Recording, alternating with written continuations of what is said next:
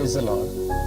ಮತ್ತೊಂದು ಸಾರಿ ಈ ಮಾಧ್ಯಮದ ಮೂಲಕವಾಗಿ ನಿಮ್ಮ ಮುಂದೆ ಬರಲಿಕ್ಕೆ ಕರ್ತನ ಕೊಟ್ಟ ಮಹಾಕೃಪೆಗಾಗಿ ಕರ್ತನಿಗೆ ಸ್ತೋತ್ರ ಸಲ್ಲಿಸನಾಗಿದ್ದಾನೆ. ಕಳೆದ ದಿನಮಾನಗಳಿಂದ ನಾವು ದೇವರ ಪ್ರೀತಿಯ ಕುರಿತಾಗಿ ನಾವು ಕಲಿತುಕೊಳ್ಳಲಿಕ್ಕೆ ಕರ್ತನ ನಮಗೆ ಅವಕಾಶ ಕೊಟ್ಟಿರುವುದಕ್ಕಾಗಿ ಕರ್ತನಿಗೆ ಸ್ತೋತ್ರ ಮಾಡೋಣಾಗಿದ್ದಾನೆ. ನಾವು ಕಳೆದ ವಿಡಿಯೋದಲ್ಲಿ ನೋಡಿದ ಹಾಗೆ ದೇವರು ನಮ್ಮನ್ನ ಎಷ್ಟೋ ಪ್ರೀತಿ ಮಾಡುವಂತನಾಗಿದ್ದಾನೆ. ಯೋಹಾನ ಬರೆದ ಸುವಾರ್ತೆ 3ನೇ ಅಧ್ಯಾಯದ 16ನೇ ವಾಕ್ಯದಲ್ಲಿ ನಾವು ಗಮನಿಸುವ ದೇವರು ಲೋಕದ ಮೇಲೆ ಎಷ್ಟೋ ಪ್ರೀತಿಯನ್ನಿಟ್ಟನು ಎಂಬುದಾಗಿ ನೋಡಲಿಕ್ಕೆ ಸಾಧ್ಯ. ಎಷ್ಟೋ ಪ್ರೀತಿಯನ್ನಿಟ್ಟನು, ಎಷ್ಟೋ ಎನ್ನುವಂಥ ಪದವನ್ನು ನಾವು ಗಮನಿಸುವುದಾದರೆ ಅದಕ್ಕೆ ಅರ್ಥ ಅಪಾರವಾದದ್ದು, ಮಿತಿ ಇಲ್ಲದ್ದು, ಲೆಕ್ಕವಿಲ್ಲದ್ದು ಎಂಬುದಾಗಿ ನಾವು ಹೇಳಲಿಕ್ಕೆ ಸಾಧ್ಯ. ನನ್ನ ಮೇಲೆ ನಿನ್ನ ಮೇಲೆ ದೇವರು ಇಟ್ಟಂತ ಪ್ರೀತಿ ಅದು ಎಷ್ಟು ಅಪಾರವಾಗಿದೆ. ಎಷ್ಟು ಅಪಾರ ಎಂಬುದಾಗಿ ಹೇಳುವಾಗ ಅದಕ್ಕೆ ನಾವು ಮಿತಿಯನ್ನು ಹೇಳಲಿಕ್ಕೆ ಸಾಧ್ಯವಿಲ್ಲ ಎಂಬುದಾಗಿ ನೋಡಲಿಕ್ಕೆ ಸಾಧ್ಯ.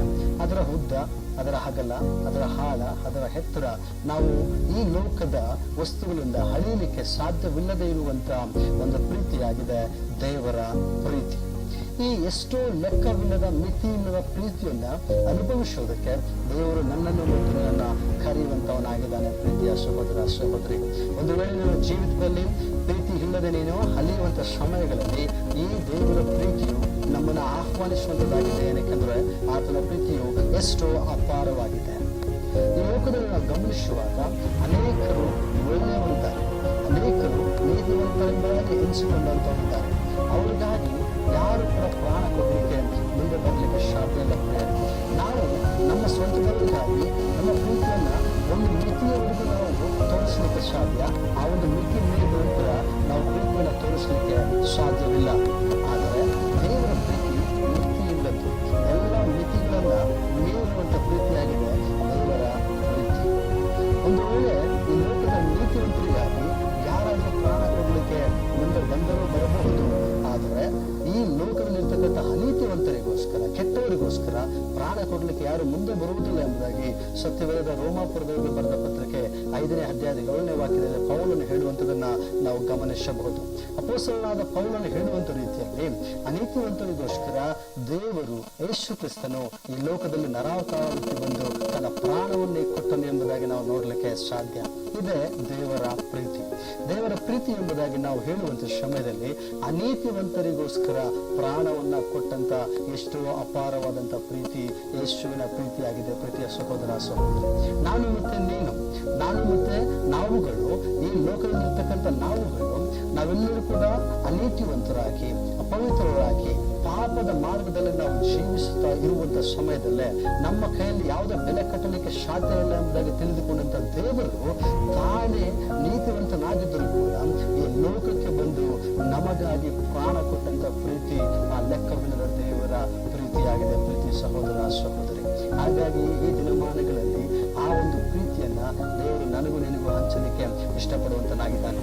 ನಾವು ನೋಡುವಂತ ಸಮಯದಲ್ಲಿ ಯಾಕೆ ದೇವರು ಈ ಒಂದು ಪ್ರೀತಿ ನನ್ನ ಮೇಲೆ ನಿನ್ನ ಮೇಲೆ ಇಟ್ಟಿದ್ದಾನೆ ಎಂಬುದಾಗಿ ನಾವು ಗಮನಿಸಿದಾದ್ರೆ ಈಶಾನ್ಯ ಪ್ರವಾದನೆ ಗ್ರಂಥದಲ್ಲಿ ದೇವರಲ್ಲಿ ಮಾತನ್ನು ಹೇಳ್ತಾನೆ, ನಾನು ಮತ್ತು ನೀನು ದೇವರ ದೃಷ್ಟಿಯಲ್ಲಿ ಅಮೂಲ್ಯನು, ಮಾನ್ಯನು, ಪ್ರಿಯನು ಆಗಿರುವುದರಿಂದ ದೇವರು ತನ್ನ ಪ್ರಾಣವನ್ನೇ ಕೊಡುವಷ್ಟು ಅಪಾರವಾದಂಥ ಪ್ರೀತಿಯನ್ನು ನನ್ನ ಮೇಲೆ ತೋರಿಸಿದನು.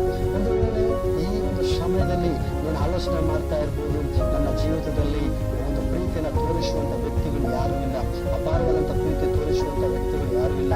ತಂದೆ ತಾಯಿಗಳಿಂದ ನನಗೆ ಸಿಗಬೇಕಾದಂಥ ಪ್ರೀತಿ ಸಿಗ್ತಾ ಇಲ್ಲ, ಸ್ನೇಹಿತರಿಂದ ನನಗೆ ಸಿಗಬೇಕಾದಂಥ ಪ್ರೀತಿ ಸಿಗ್ತಾ ಇಲ್ಲ, ನಾನು ಪ್ರೀತಿ ಮಾಡಿದಂಥವ್ರು ಇಷ್ಟಪಟ್ಟಂತ ವ್ಯಕ್ತಿಗಳಿಂದ ನನಗೆ ಪ್ರೀತಿ ಸಿಗ್ತಾ ಇಲ್ಲ ಎಂಬುದಾಗಿ ಒಂದು ವೇಳೆ ನೀನು ಆಲೋಚನೆ ಮಾಡೋದಾದ್ರೆ ನಿನಗೆ ಒಂದು ಶುಭ ಸಂದೇಶ ಕೊಡ್ಲಿಕ್ಕೆ ನಾನು ಇಷ್ಟಪಡುವಂತನಾಗಿದ್ದೇನೆ.